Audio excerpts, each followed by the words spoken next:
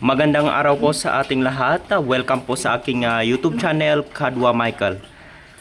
Ayan, sa mga nagre-request kung gaano kalaki yung tiyan ng 106 days na buntis na baboy.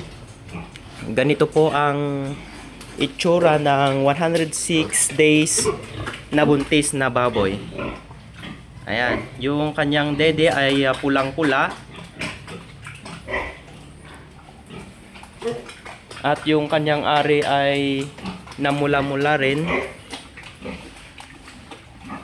Ayan, at yung unahan na dede ay kitang-kita na.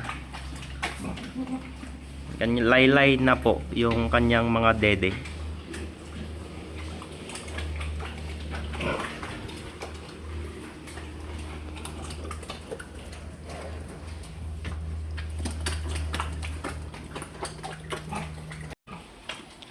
Itong isa naman ay 84 days na buntis na baboy. Pag kapain natin, meron ng mga pitik na mga biik.